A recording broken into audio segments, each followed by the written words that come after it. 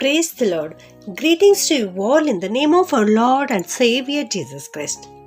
Today's Bible verse, Exodus 19:10.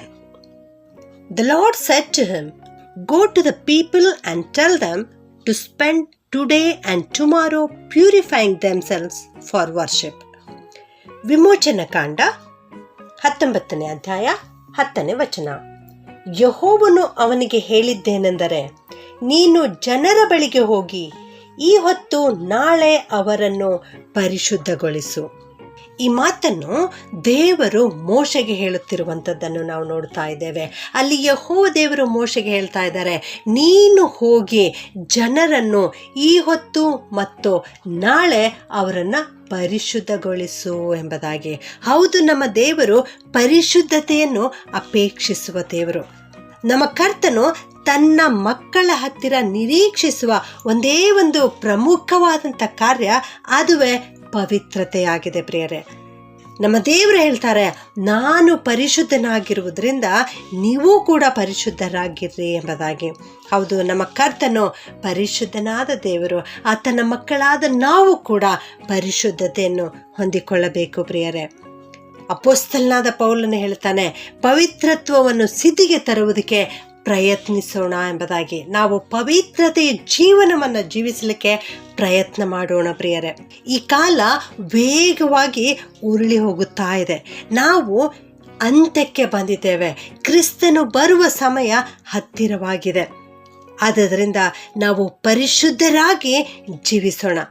ಒಂದು ಮನೆಯೊಳಗೆ ಧೂಳು ಬರುತ್ತಾ ಇದೆ ಅಂದರೆ ಸಾಮಾನ್ಯವಾದ ಕಣ್ಣಿನಿಂದ ಆ ಧೂಳನ್ನು ನೋಡಲಿಕ್ಕೆ ನಮ್ಮಿಂದ ಸಾಧ್ಯವಾಗುವುದಿಲ್ಲ. ಆದರೆ ಸೂರ್ಯನ ಕಿರಣಗಳು ಆ ಕಿಟಕಿಗಳ ದ್ವಾರದ ಒಳಗೆ ಪ್ರವೇಶಿಸುವಾಗ ಆ ಬೆಳಕಿನಲ್ಲಿ ಸಾವಿರಾರು ಧೂಳುಗಳು ತೇಲಾಡುತ್ತಿರುವುದನ್ನು ನಾವು ನೋಡುತ್ತೇವೆ. ಹಾಗೆಯೇ ನಮ್ಮ ಜೀವಿತದಲ್ಲಿಯೂ ಕೂಡ ಅನೇಕ ವಿಧವಾದ ಧೂಳು, ಕಲ್ಮಶ, ಅಪವಿತ್ರತೆ ಇರುತ್ತದೆ. ಆದರೆ ಅದನ್ನು ನಮ್ಮ ಬರಿ ಕಣ್ಣಿನಿಂದ ನೋಡಲಿಕ್ಕೆ ಸಾಧ್ಯವಿಲ್ಲ. ಆದರೆ ನಾವು ದೇವರ ಸನ್ನಿಧಾನದಲ್ಲಿ ಪವಿತ್ರಾತ್ಮನೂ ಎಂಬ ಬೆಳಕಿನಲ್ಲಿ ಅದನ್ನು ನೋಡುವಾಗ ಆಗ ನಮ್ಮ ಶರೀರದಲ್ಲಿ, ನಮ್ಮ ಆತ್ಮದಲ್ಲಿ ಇರುವ ಕಲ್ಮಶವನ್ನು ಕಂಡುಹಿಡಿಯಲಿಕ್ಕೆ ಸಾಧ್ಯವಾಗುತ್ತದೆ ಪ್ರಿಯರೇ. ಈ ಕಲ್ಮಶವನ್ನು ಹೇಗೆ ಹೋಗಲಾಡಿಸಬೇಕೆಂದರೆ ಪ್ರಾರ್ಥನೆಯೊಂದಿಗೆ ಮಾತ್ರ ಸಾಧ್ಯ.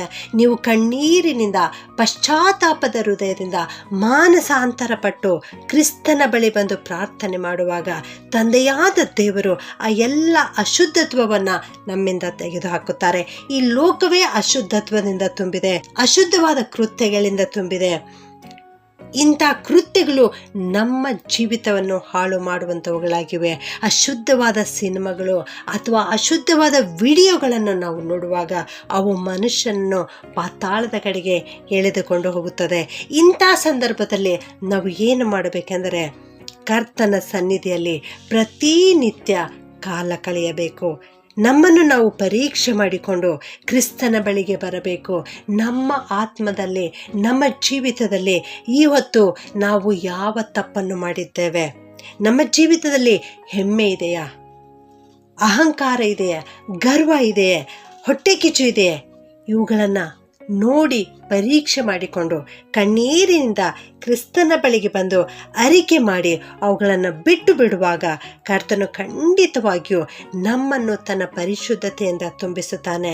ನಮ್ಮಲ್ಲಿರುವ ಮಲಿನತೆವೆಲ್ಲ ತೆಗೆದು ಹಾಕುತ್ತಾನೆ. ನಮ್ಮನ್ನು ಹೊಸ ಮಕ್ಕಳನ್ನಾಗಿ ಮಾಡುತ್ತಾರೆ. ಆದುದರಿಂದ ಇಂದೇ ನಮ್ಮನ್ನು ನಾವು ತಗ್ಗಿಸಿಕೊಂಡು ಕ್ರಿಸ್ತನ ಕಡೆಗೆ ತಿರುಗಿಕೊಳ್ಳೋಣ.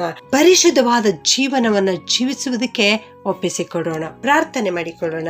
ಪರಿಶುದ್ಧನಾದ ನಮ್ಮ ಪರಲೋಕದ ತಂದೆಯೇ, ನಿನಗೆ ಸ್ತೋತ್ರ ಉಂಟಾಗಲಿ ಸ್ವಾಮಿ. ಇಂದು ನೀವು ಕೊಟ್ಟಿರುವ ವಾಕ್ಯಕ್ಕಾಗಿ ವಂದಿಸ್ತೇವಪ್ಪ. ಈ ಹೊತ್ತು ನಾಳೆ ನಿಮ್ಮನ್ನು ಶುದ್ಧ ಮಾಡಿಕೊಳ್ಳಿರಿ ಎನ್ನುವಂಥ ಮಾತನ್ನು ಕಲಿಸಿಕೊಟ್ಟಿದ್ದೀರಿ ತಂದೆಯೇ, ನಿಮಗೆ ಸ್ತೋತ್ರ ಉಂಟಾಗಲಿ ಸ್ವಾಮಿ. ಅಪ್ಪ, ನೀನು ಪರಿಶುದ್ಧನಾಗಿರುವುದರಿಂದ ನಿನ್ನ ಮಕ್ಕಳಾದ ನಾವು ಕೂಡ ಪರಿಶುದ್ಧರಾಗಬೇಕು ಎಂಬುದಾಗಿ ನೀವು ಬಯಸುತ್ತೀರಿ ಸ್ವಾಮಿ. ಅದೇ ರೀತಿಯಲ್ಲಿ ದೇವರೇ, ನಾವೆಲ್ಲರೂ ಕೂಡ ಪರಿಶುದ್ಧತೆಯ ಜೀವನವನ್ನು ಜೀವಿಸಲಿಕ್ಕೆ ಸಹಾಯ ಮಾಡು ಕರ್ತನೆ. ನಿನ್ನ ಮಕ್ಕಳಾಗಿ ಜೀವಿಸಲಿಕ್ಕೆ ಸಹಾಯ ಮಾಡು.